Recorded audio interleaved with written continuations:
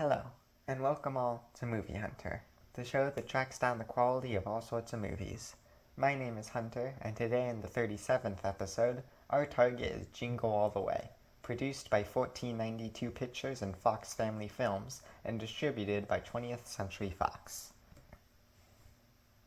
In the late 1980s and early 1990s, the toys at Christmas time were Mighty Morphin Power Rangers and Cabbage Patch Dolls.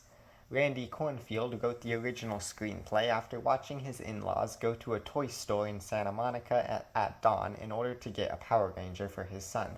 Producer Chris Columbus shared a similar experience in 1995, the year Toy Story came out, with a Buzz Lightyear toy, and did a rewrite on the script.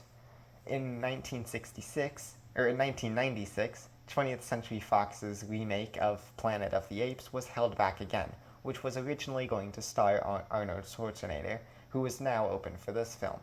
Despite critics at the time arguing that the film was only made to sell the featured Turbo Man action figure, only 6.5 months were available for merchandising, instead of an ideal year, resulting in limited merchandising. A long lawsuit also took place questioning the originality of the film's idea, presented by Murray Hill Publishing in 1998. The lawsuit initially ruled that the idea was stolen, but was later undone in 2004 from my understanding. In 2014, a sequel was released called Jingle All the Way 2, though followed none of the same characters and went straight to DVD. The film released on November 22, 1996 and made $129.8 million on a budget of $60 to $75 million. The film was met with negative reception and was nominated for 6 awards, of which it won 2 of. The director was Brian Levant and was written by Randy Kornfield. The producers were Chris Columbus, Michael Barnathan, and Mark Radcliffe. The cinematography was by Victor J. Kemper, and the music was by David Newman.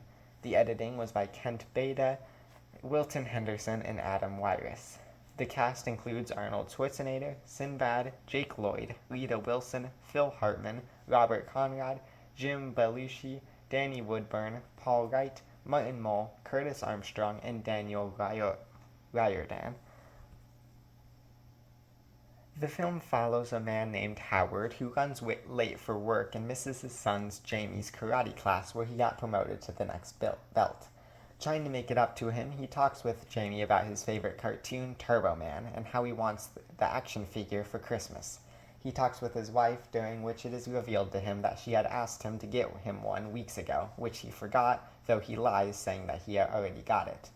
The next day, on Christmas Eve, Howard searches for town for a toy, claiming to be grabbing it from work, and promises Jamie that he'll be back in time for the parade that night. Howard meets Myron the mailman, who is also looking for the toy for his son. After finding out that the toy is very popular this year and that the store is sold out, Myron suggests that they team up to find some, but Howard refuses, not wanting to be involved with Myron's antics. At the mall, Howard meets a Santa impersonator who tells him about a Turbo Man he can buy and takes him to a warehouse full of Santa impersonators. They sell him the toy at an outrageous markup, and he discovers that the toy is broken anyhow, demanding a refund.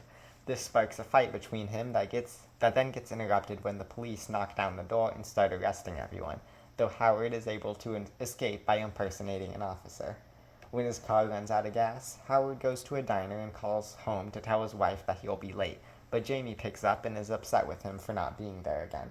Howard meets Myron at the diner where the two overhear on the radio about a contest to win a Turbo Man toy, and the two race to the radio station after breaking the phone at the diner to try and win the toy in person. The situation quickly escalates when Myron pretends that one of his packages is a bomb and threatens to blow up the station if he isn't given the toy, to which the radio host informs them that they have a gift certificate for one, but not one on site.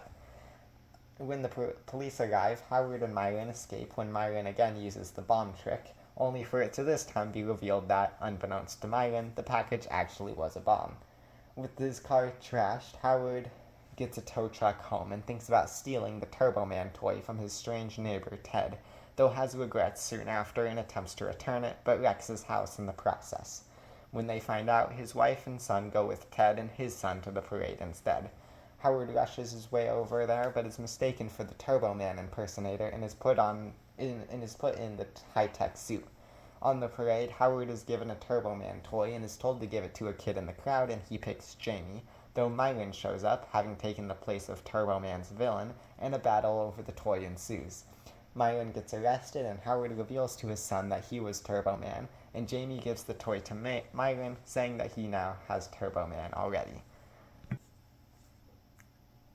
Let's start with the most obvious place to start, and that is the comedy. This film has a few things going on: the characters, the plot, the story, but what's really important is the comedy. By and large, what this film is talked about is for its absurd comedy.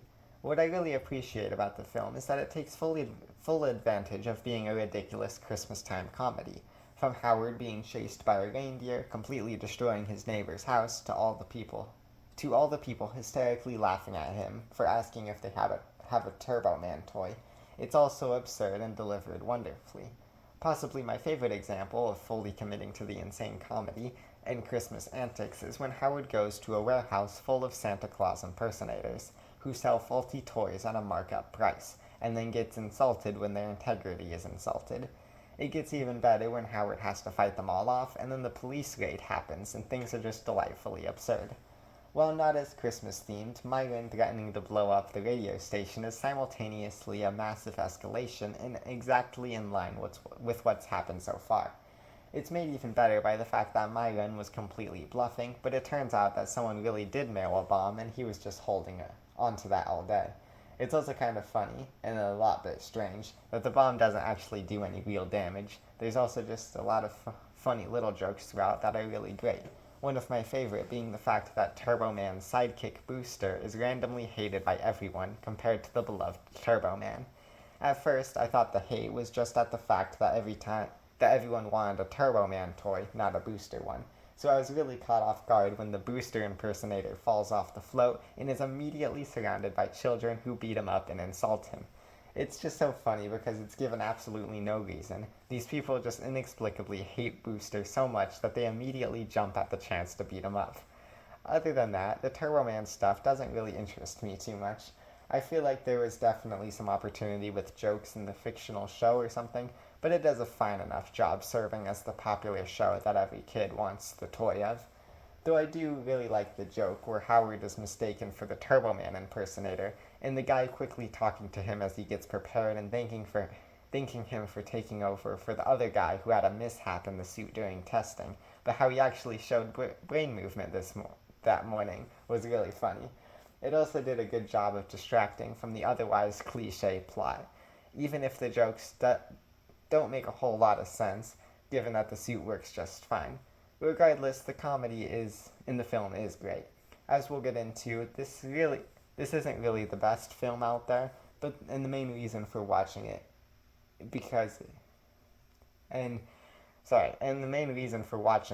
is because it doesn't hold back at all when it comes to the off-the-wall insanity.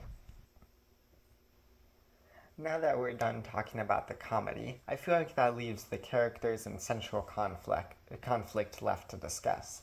Unfortunately, these parts aren't nearly as noteworthy and rather generic. Regardless, I will do my best to analyze them and mention anything of note. Starting with the characters who play smaller roles, Howard's wife, Liz, is arguably the most generic and doesn't have a lot to discuss, though at the same time doesn't have a large enough role in the film for it to really be considered a bad thing. Similarly, she didn't really need to be expanded upon more in order to make the story better.